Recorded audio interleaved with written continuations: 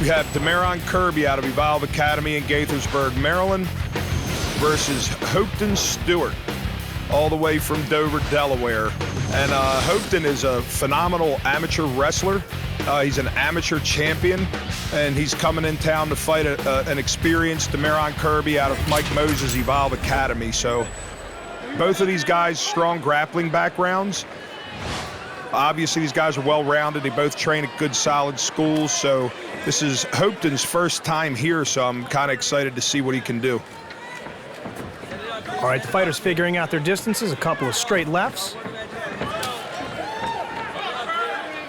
Yeah, so far, I mean, I like what I'm seeing from Hopeton. He looks comfortable on the feet. You know, he's moving around, letting his hands go. He's pretty free with his kicks here. Nice left as Dameron tried to come in with an overhand right. And kind of interesting to see two grapplers keeping it on the feet. Nice. Except for right there. Surprising right there. Hopeton has a solid wrestling background. Already he's going for an armbar. Already went for the triangle initially, and then maybe switched to the arm lock. It really looks like Hopeton is throwing some shots with real ill intentions tonight, too. Really winding up with that right. Yeah, I'm surprised Dameron let him up. You know, I know he was in a little bit of danger there, but once he defends, you got to use that opportunity to pass and not get back to your feet. You know, unless that's where he wants it. You know, maybe that's their game plan. They figure that Hopeton's more of a wrestler. And both fighters so far are doing a good job of keeping their hands up to their chins. Hopeton looks very comfortable on his feet, man. Hopeton looks incredibly comfortable on his feet. A lot of knees, nice a lot of strikes, a lot of kicks. Oh, and an accidental groin shot. Yeah, my guess there, a lot of times when you throw the knee, if you don't keep the toe pointed to the floor, that foot comes up and catches you where you don't want to be caught. Yeah, a lot of inside leg kicks, a lot of inside knees from the clinch tend to result in an accidental groin shot. How much does that take out of a fighter, John? I'm wrong. That was straight knee. That looked like it really got him right on the button. Here comes Bob.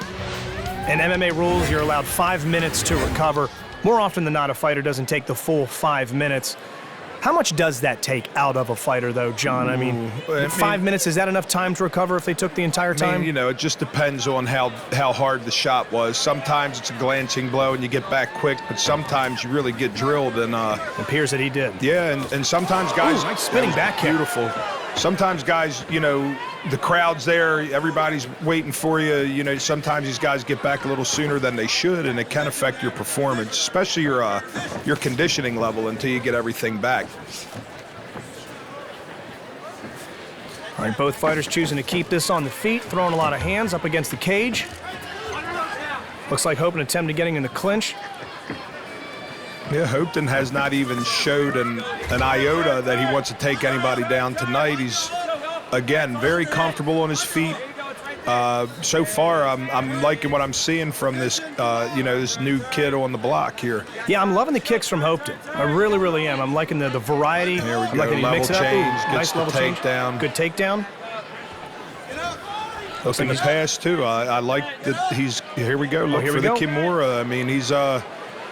They hit the floor before, right for a triangle. They hit the floor now, right for the Kimura. So, you know, here you see the elbows to the leg.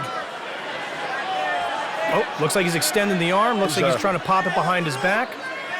Nice arm lock attempt. I mean, this is what you're taught, a basic combination. You go for the Kimura. If the guy straightens that arm out, then you transition to the straight arm lock. And John, more difficult to get a Kimura up against the cage as opposed to the center of the octagon? Yeah, I think so, because in reality, he would want to, if he's out of half, he wants to step over the head to complete this, and because of the proximity to the cage, yeah, going to be tough there. There he goes. Good job by Dameron, man. Real good job. Really good job. Right back down. Hopeton relentless. Yeah, that's frustrating for you when you escape a submission, try to get back to the feet, and next thing you know, you're back on your back again. Dameron needs to look for the underhook here, and really what he wants to do is escape his hips, get his back to the cage, and use the cage to assist in getting up. Hopeton back to the Kimura and transitions back to cross side. Like, I mean, technically he's doing a lot of good things. And now he's got him in full mount up against the cage. Yep. Hopeton now looking to go for the ground and pound, or is he going to continue to try and transition into a submission? He's gone for the Kimura twice so far. Good job by Dameron. I mean, you're seeing two well-coached fighters here. Dameron was mounted briefly, but immediately hip escape, got his leg through, and now he's back in half guard. And John, talk to me about the difficulty of striking after an exchange like this, should they return to their feet, because you have blood flowing to different areas of the bodies. The hand, the legs are a little bit heavier after a ground exchange like this. No, it's definite. If you're not conditioned to get up and down in a fight, it will get you tired quickly. So hopefully these guys, again, I know this is Hopeton's first fight for us, but he does have a pretty extensive amateur career.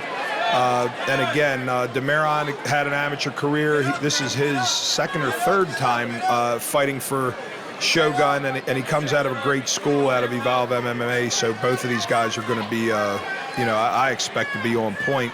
And so far, we're seeing a pretty technical matchup. And this is one of those fights that really showed you just how exciting the ground game could be. You've got someone like Dameron trying to get out of a bad position, someone like Hopeton constantly looking to be the aggressor, whether it be strikes, knees to the ribs like we just saw, or repeated attempts at submissions. Looks like he's even going for that Kimura third time now. Back to it, and Dameron needed to get an underhook and hip out and try to get himself back to his feet. So at half guard, if he's there in the next round, that's what I think Mike's going to be telling him. You get to half guard, get your underhook, get your hips out, and try to get back to your feet.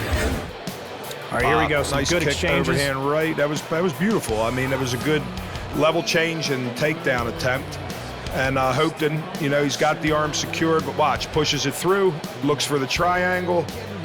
And Dameron, great posture. He knew it was coming. He gets out. And again, I'd like to see you use that opportunity to pass. Bam, nice spinning back kick. Dameron with the overhand right just barely missed. So, good exchange there again. Here we go.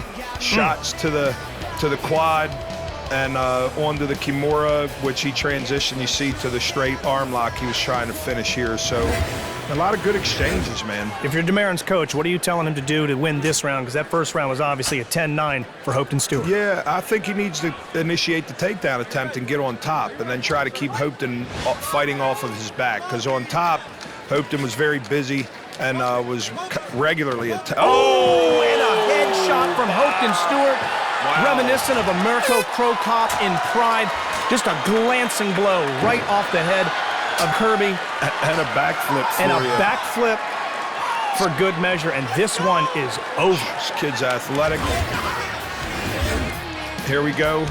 Atlantic Remodeling instant replay. Oh, man. Shin to the head is always going to give you problems. And with that killer instinct, he comes in for the kill. Here it is again. Bop! Right off. Man, that sucks. And you can just see his legs fail him. A great stoppage by the referee.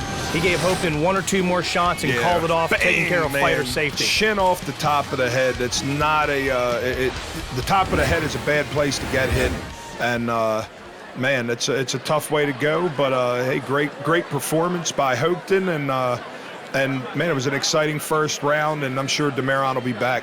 And that's got to be exciting for a Hopeton Stewart. First time in a Shogun Fights cage. This is someone I think that the Shogun Fights fan are definitely going to see fight again and again with performances like that, not just on the ground but on the feet, and with a spectacular head kick finish. Yeah, this kid's tough.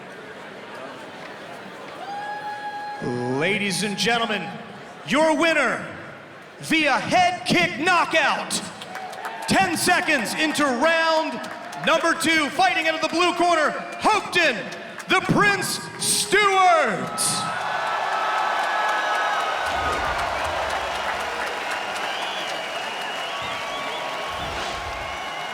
Prince, join me here for a second. Big fan of Pride era Crow Cop style head kick knockouts myself. That was one vicious head kick that you threw 10 seconds in to the second round. I believe we have a clip of it right here on the video if we can watch. Walk me through this.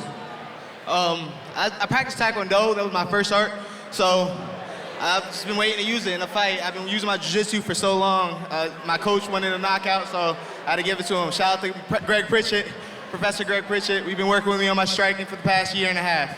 And I noticed in the first round there was a lot of good striking, a lot of missed opportunities with the jiu-jitsu, but you kept fighting. It looked like you were attempting a Kimura at one point. It looked like attempting an arm bar at another. It looked like you were going to win this fight by any means necessary. Yes, sir. Be like water. You got to take the opportunities where they come, and I just came here to win. Ladies and gentlemen, your winner by head kick knockout, Hopeton, the Prince Stewart. And here to present his trophy from Comcast Business Class, Thank you so much. Joe Buchholz, Eddie England providing the trophy, please.